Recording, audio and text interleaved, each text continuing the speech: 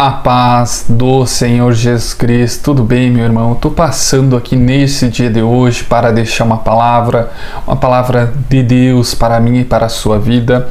E essa palavra se encontra lá no Evangelho de Lucas, capítulo 7, que nos diz o seguinte: depois de concluir todos estes discursos perante o povo, entrou em Cafarnaum, e o servo de um certo centurião, a quem este muito estimava, estava doente e moribundo, e quando ouviu falar de Jesus, enviou-lhe os anciões dos judeus, rogando-lhe que viesse curar o seu servo. E chegando eles junto de Jesus, rogaram-lhe muito, dizendo: é digno de que lhe conceda isso, porque ama a nossa nação.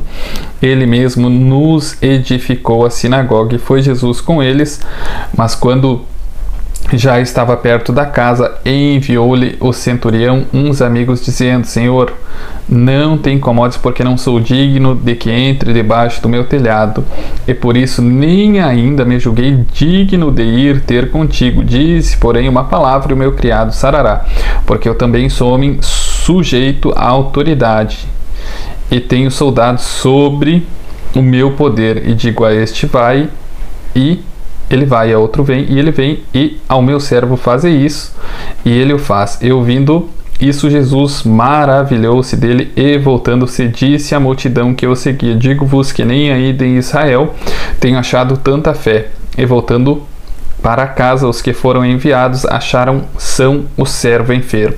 Meus irmãos, o Senhor Jesus Cristo estava entrando em Cafarnaum, né? E esse centurião, para quem não sabe o que é um centurião, né? É um chefe, é um general, um comandante de um destacamento militar chamado uma centáurea, né? É um batalhão romano de 100 homens, né?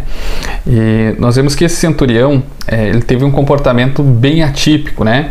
Ele estava compassivo, né, do seu servo que estava doente, que estava moribundo, que estava totalmente tomado de enfermidade, né?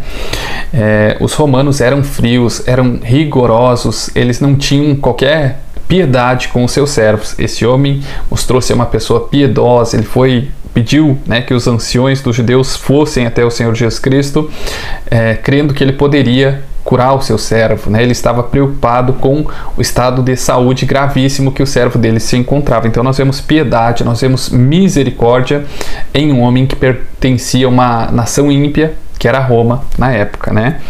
E os anciões, quando chegam perto do Senhor Jesus Cristo, consideram esse centurião digno de receber aquele milagre sobre o servo dele, porque esse centurião havia construído uma sinagoga com os seus recursos próprios, né, com o seu próprio dinheiro, para a adoração de Deus. Então era um homem que se mostrava crer em Deus, né, demonstrava ter amor, ter devoção a Deus. Então realmente, né, era alguém que materializava a sua fé, né? Ele era digno porque ele cria, né? Ele criou uma das sinagogas ali, um dos templos mais lindos e belos para a adoração de Deus com os seus recursos próprios, né?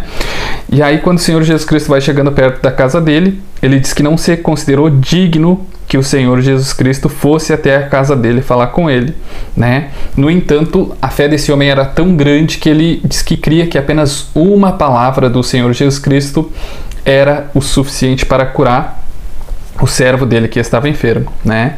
E ele diz o seguinte: porque eu também sou homem sujeito à autoridade, tenho soldados sob o meu poder, digo a este vai, e ele vai, e a outro vem, e ele vem, e ao meu servo faz isso, e ele o faz, né? Ele quando diz isso, ele diz que eu também sou homem sujeito à autoridade. Ele está dizendo que o Senhor Jesus Cristo está debaixo da autoridade do Deus Pai, e ele reconhece o poder, a autoridade do Senhor Jesus Cristo como Filho de Deus e, claro, como o próprio Deus, né? O Senhor Jesus Cristo se maravilhou, né? Viu o tamanho da fé desse homem, não somente em Atos, né? Porque ele tinha criado um templo com seus recursos próprios para adorar a Deus, e não qualquer templo, né? Mas um templo dos mais belos já criados em Cafarnaum, né? E logo em seguida, as pessoas que foram enviadas até o Senhor Jesus Cristo voltaram à casa desse centurião, e o servo dele estava são. Meus irmãos, né? Nós vemos um homem que tinha uma grande fé, E o que eu aprendo com a fé desse homem é que a fé desse homem foi materializada em obras, como nos diz lá no Evangelho de Tiago, né? Que a fé sem obras ela é morta. Esse homem cria em Deus no seu coração, ele era devoto de Deus, do Deus Pai, do Senhor dos Exércitos, mas ele materializou essa fé, ele construiu um templo para adoração a Deus. É óbvio que talvez eu e você não vamos construir um templo, uma sinagoga, mas nós podemos ajudar os nossos irmãos, nós podemos fazer ações sociais, ajudar uma pessoa necessitada, orar, né? Pregar o Evangelho também. Isso é uma forma de materializar a nossa fé. Tem quantas pessoas aí que conhecem a palavra, que talvez se pegassem uma Bíblia, pregariam melhor do que eu, melhor do que muitas pessoas que conhecem a palavra, né? Eu sou um coitado aqui, eu pego a Bíblia, não sei nem ler direito, mas eu faço a minha parte, né? Eu estou materializando a minha fé e honrando o nome do Senhor Jesus Cristo, né? E logo em seguida ele confessou a fé dele através da palavra, o tamanho da fé desse homem, né? Ele diz que o Senhor Jesus Cristo estava sujeito à autoridade, né? Ou seja, que o Senhor Jesus Cristo era o Filho do Deus Pai, né? E que ele estava debaixo da autoridade do Deus Pai. E que apenas uma palavra do Senhor Jesus Cristo era o suficiente para curar o seu servo que estava enfermo.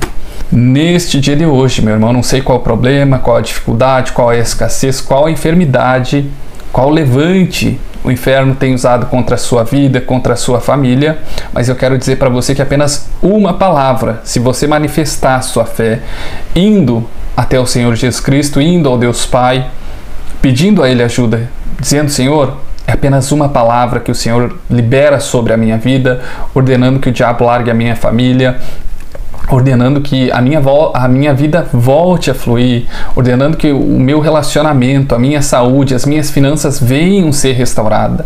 E tudo irá mudar. É apenas uma palavra de Deus. O diabo não tem poder sobre a sua família, o diabo não tem poder sobre você. Poderoso é Deus, poderoso é o Senhor Jesus Cristo, poderoso é o Espírito Santo. E é apenas uma palavra de Deus para que essa situação de dor, de sofrimento, de tristeza que você tem vivido venha a ser mudada, venha a ser convertido. Amém, meu irmão? A paz e a graça do Senhor Jesus Cristo e que Ele esteja convosco nesse dia de hoje.